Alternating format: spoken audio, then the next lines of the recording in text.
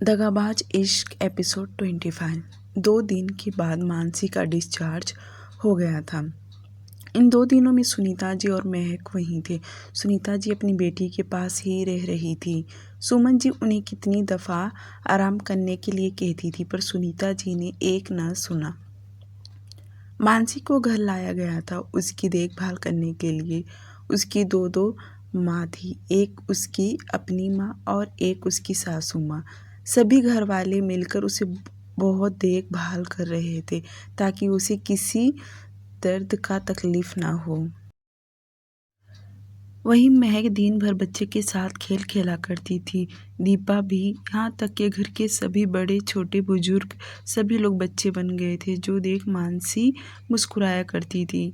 यहाँ मंजू और नानी दोनों कब से परेशान हो रही थी कि कब वे जाकर मानसी और उसके बच्चे को देखें।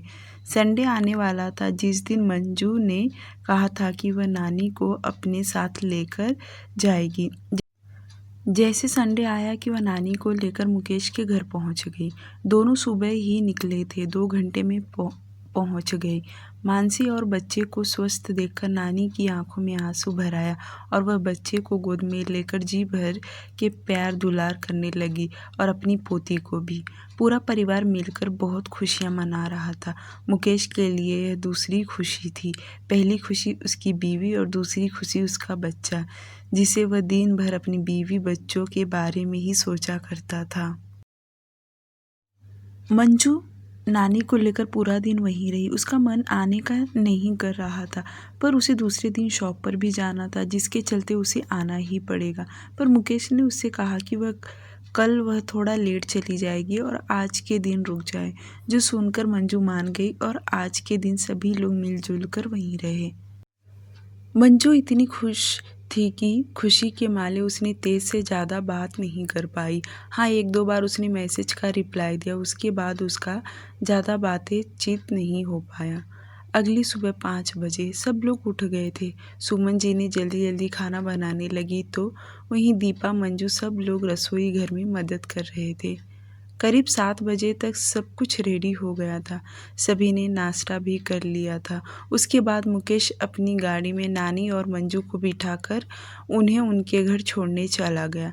रास्ते में उसने मंजू को शॉप पर छोड़ दिया और नानी को घर छोड़कर अपने घर चला आया। सुनीता जी अपनी बेटी के पास करीब 1.25 महीने रहने वाली थी, जब तक कि वह एकदम ठीक तरह तंदुरुस्त न हो जाए तब तक वह नहीं आ सकती। ऐसा नहीं था कि सुमन जी ने सुनीता जी को काम करने के लिए बुलाया था। उन्होंने इसलिए बुलाया था ताकि माँ के होते हुए बेटियों को ज़्यादा हिम्मत मिलती है। वैसे तो सुमन जी अपनी बहू को बहुत लाड प्यार से रखा करती थी।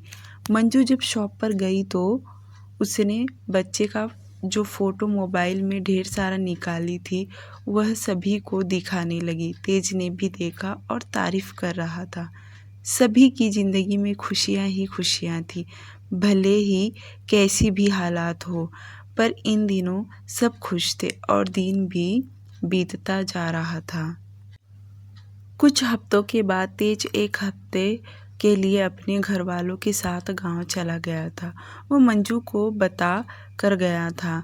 वहां जाने के बाद वह हमेशा की तरह उसे सुबह, दोपहर और शाम में हमेशा उससे बातें किया करता था। उसके हर एक मैसेज का जवाब देता था। इधर 1.25 महीना होने के बाद सुनीता जी महक को लेकर घर चली आई, क्योंकि अब बच्चा और उनकी बेटी दोनों काफ़ी मजबूत हो गए थे और सुमन जी के होते हुए भला क्या टेंशन, वह तो बहू को बेटी की तरह प्यार करती हैं। वैसे तो सुनीता जी दिन में 1-2 बार मानसी के साथ वीडियो कॉल फ़ोन पर बातें किया करती थी। देखते देखते यह भी साल बीत गया। तो वहीं तेज और मंजू के रिश्ते को अब 2 साल हो गया था। तेज अब बहुत टेंशन लेने लगा था, क्योंकि उसे किसी भी हाल में शॉप चालू करना था। अगर वह हाथ पे हाथ रखकर बैठा रहा तो कुछ नहीं कर सकता। उसे अपनी लाइफ में आगे बढ़ना था। उसके बहुत सपने थे जो वह पूरा करना चाहता था। अब कहीं ना कहीं वह ज़्यादा सीरियस हो गया था। उसने ठान लिया था कि इस साल के अंदर वह किसी भी हालत में शॉप चालू करके रहेगा, क्योंकि उसने 2 साल यूं ही वेस्ट कर दिया था। 2 साल होने पर तेज और मंजू हमेशा की तरह एक साथ में वक्त बिताए। इन 2 सालों में वह इतनी बार इंटीमेट हो चुके थे कि वह गिन नहीं सकते कि कितनी बार वह दोनों यह सब कर चुके थे। घूमना फिरना, अब तो वह एकदम से हस्बैंड वाइफ वाली ज़िंदगी जी रहे थे। सिर्फ इतना ही फ़र्क था कि रात में वे दोनों अपने अपने घर पर चले जाते थे। तेज और उसके घर वालों ने फाइनल कर लिया था कि वह इस साल में कभी भी शॉप चालू कर लेंगे। उन्होंने पैसे के भी अरेंज कर लिया था, यहाँ तक कि बहुत बड़ी रकम उन्होंने बैंक से निकाल लिया था ताकि अच्छी जगह मिले तो वह शॉप चालू कर सके। उनकी तरफ से पूरी तैयारी चालू हो गया था। इन दिनों तेज बहुत बिजी रहने लगा था। वह बहुत ज़्यादा शॉप से छुट्टी भी लेता था, क्योंकि हमेशा जगह जगह जाकर शॉप देखा करता था। तेज शॉप का सब काम जल्दी से करना चाहता था ताकि अगले साल वह अपनी शादी भी कर सके। वह यही बात हमेशा मंजू के साथ शेयर करता था। तेज जब भी मंजू के करीब रहता था, वह एक ही बात कहता था कि जैसे मैं शॉप चालू कर दिया कि उसके तुरंत बाद मैं तुम्हारे घर रिश्ता लेकर आऊँगा। उसकी बातें सुनकर मंजू भी हमेशा की तरह खुश हो जाती थी, क्योंकि वह तो तेज के साथ शादी करने के लिए एकदम से तैयार थी। वह चाहती तो अभी भी अपनी माँ को बता सकती थी, पर वह सही वक्त आने का इंतज़ार कर रही थी कि तेज उसके घर आए उसका हाथ मांगने के लिए। वक्त तेजी से बीतने लगा। देखते देखते कई महीने ऐसे ही बीत गए और इन दिनों तेज आए दिनों वह यहाँ वहाँ पागलों की तरह शॉप देखना चालू कर दिया। बहुत सारे उसे शॉप मिल रहे थे, पर उसे अपने पसंद का चाहिए था, जैसे मार्केट के बीचों बीच में हो, ताकि उसका शॉप तेज़ी से चले। फाइनली उसे एक जगह पर शॉप पसंद आ गया था और वह, उसकी फैमिली, उसके दोस्त सभी को लोग जाकर शॉप देखे ताकि शॉप सभी को पसंद आने लगा था। देखते देखते ऐसे ही 6 महीने और बीत गए। तेज वापस कुछ दिनों के लिए अपनी मम्मी के साथ गांव गया था और इस बार जब वह आया तो कुछ बदला बदला सा लग रहा था, जो देख मंजू कई दफ़ा उससे पूछने लगी और कहीं ना कहीं उसे गुस्सा भी आ रहा था। उन दोनों के बीच में अनबन सी हो गई। 2 दिन से उन दोनों के बीच में लड़ाई झगड़ा हो रहा था और इस लड़ाई झगड़े में दोनों एक दूसरे के ऊपर हक जता रहे थे। बस बहसबाजी में तेज गुस्से में मंजू को डांट लगा दिया, जिससे वह बहुत दुखी हो गई थी, यहाँ तक कि रोने लग गई थी और वह 2 दिन तेज से बात तक नहीं की। फाइनली तेज का गुस्सा ठंडा हो गया। जब मंजू शॉप से बाहर निकल रही थी, उसके पहले ही तेज बाहर निकलकर साइड में जाकर खड़ा हुआ। मंजू का ध्यान नहीं था। वह रोड क्रॉस करके जैसे ऑटो रुकाने वाली थी, उतने में तेज उसके पास आकर उसका हाथ पकड़ के कहा, चलो मेरे साथ।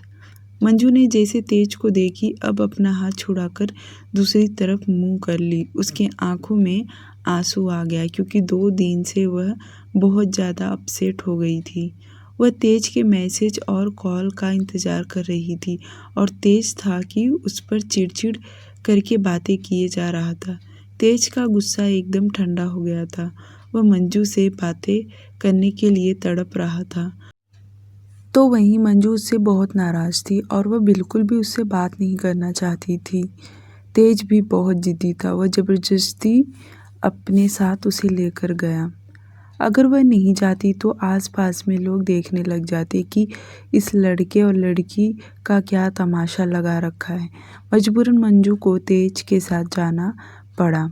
तेज ने एक सुनसान जगह पर गाड़ी रोका और उतरकर मंजू को अपने सीने से लगा लिया।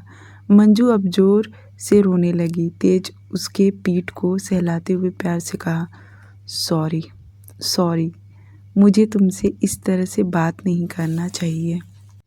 मंजू फफक फफक के रोए जा रही थी, जो देख कर तेज को बिल्कुल भी अच्छा नहीं लग रहा था। उसे अपनी गलती का रियलाइज़ हो गया था कि उसने मंजू को कुछ ज़्यादा ही डांट लगा दिया। तेज बहुत प्यार से मंजू को मनाने लगा, यहाँ तक कि उसके गाल पर, उसके माथे पर किसी किए जा रहा था। थोड़ी देर में मंजू शांत हो गई और उसके तरफ नहीं देख रही थी। जो देख तेज हल्का मुस्कुराते हुए उसका हाथ पकड़ के अपने गाल पर मारते हुए कहा, लो मुझे मार लो, पर इस तरह नाराज़ होकर मत रहा करो। मैंने गुस्से में तुम्हें डांट दिया था, बाकी कुछ नहीं। तेज का इतना कहना कि मंजू गुस्से में उसके तरफ देख बोली, आप किसी का भी गुस्सा मुझ पर निकालोगे? नहीं, बिल्कुल भी नहीं, ऐसा मैं नहीं करूँगा। उस दिन मुझे थोड़ा गुस्सा आ गया था, उसके लिए सॉरी। और तुम्हें तो पता ही है ना, मैं इन दिनों शॉप के लिए कितना परेशान हो रहा हूँ। मुझे भी टेंशन लगा है कि सब कुछ जल्दी से हो जाए, उसके बाद तुम मेरे पास आ जाओ। तेज का इतना कहना कि मंजू मुंह बनाते हुए बोली, हाँ, आपने पास रखकर रोज़ मुझे डांट लगाना, मारना, काटना, ये सब करना। मंजू का इतना कहना कि तेज ज़ोर ज़ोर से हंसने लगा और कहा, पागल हो, मैं और तुम्हें मारूंगा? ऐसा कभी नहीं। अपने दिमाग से ये सब निकाल दो। मैं तो सिर्फ तुम्हें प्यार करूंगा, सिर्फ प्यार और कुछ नहीं। हाँ, ऐसा हो सकता है कभी गुस्से में तुम्हें डांट लगा दूं, पर तुम मेरी प्रॉब्लम समझना। मेरा गुस्सा कुछ देर के लिए रहेगा, बाकी कुछ नहीं। अब क्या था, मंजू भी उसके सीने से लग गई और अपनी नाराज़गी जाहिर करने लगी। तेज ने उसे कस के अपनी बाहों में भर लिया। कुछ देर तक दोनों प्यार भरी बातें करते रहे। तेज ने कई दफ़ा मंजू से माफ़ी मांगा। उसके बाद वह दोनों पास के में जाके कैफ़े में कॉफ़ी पिए। उसके बाद तेज ने मंजू को घर के पास में छोड़कर अपने घर चला गया। आज मंजू बहुत खुश थी। देखते देखते ये साल भी बीत गया। सभी के लाइफ में कुछ न कुछ उतार चढ़ाव आ रहा था। इसके बावजूद भी सभी लोग ज़िंदगी काट रहे थे। तो वहीं तेज और मंजू में कई दफ़ा उनके बीच में छोटी मोटी लड़ाई या झगड़ा होता रहा, यहाँ तक कि वे कई दिनों तक बात तक नहीं करते थे। तो कभी तेज उसे मनाता था तो कभी मंजू उसे मनाती थी। ऐसा नहीं था कि किसी एक की ही गलती हो, बल्कि आजकल तो मंजू भी बहुत चिड़चिड़ी हो गई थी। वह भी बहुत बार तेज से झगड़ा करने लग जाती थी। मंजू ने गुस्से में कई दफ़ा यह बात बोलती थी कि वह यह शॉप छोड़कर उसके जीजा ने जहाँ जॉब देखा है वहाँ पर चली जाएगी। ये सुनकर तेज को बहुत गुस्सा आता था। दोनों में जब भी बहस होता था, जमकर दोनों बहस करते थे। लड़ाई झगड़ा कितना भी होने दो, पर प्यार भी उन दोनों के बीच में बहुत था। यहाँ तक कि कई बार तेज मंजू का मोबाइल भी चेक करने लगा था। जब वह उसके मैसेज का रिप्लाई नहीं देती या बात नहीं करती तो तेज को यही लगता था कि उसके लाइफ में कोई और आ गया है, इसलिए वह ऐसा करती है। तेज कई दफ़ा तो उस पर पाबंदी भी लगाने लगा था, जिससे मंजू को बिल्कुल भी अच्छा नहीं लगता। उसे यकीन दिलाती थी कि वह ऐसा बिल्कुल भी कभी नहीं करेगी। वह जितना तेज से टूटकर प्यार करती थी, पर वह कभी किसी के बारे में नहीं सोच सकती। पर इस बात को लेकर उन दोनों के बीच में काफ़ी बार झगड़ा हो चुका था। तेज मंजू को शॉप में भी किसी लड़के से बात करने नहीं देता था, या तो मोबाइल पर चैटिंग वगैरह नहीं करने देता। उसे बिल्कुल भी अच्छा नहीं लगता था। मंजू किसी और लड़के से बात करे या उसके मैसेज कॉल का जवाब दे, तेज बर्दाश्त नहीं करता, भले चाहे उनके बीच में कुछ हो या ना हो, पर वह बहुत आगे का सोच लेता था। डियर लिसनर, प्लीज़ इस स्टोरी को लाइक और चैनल को सब्सक्राइब करना ना भूलें। Thank you.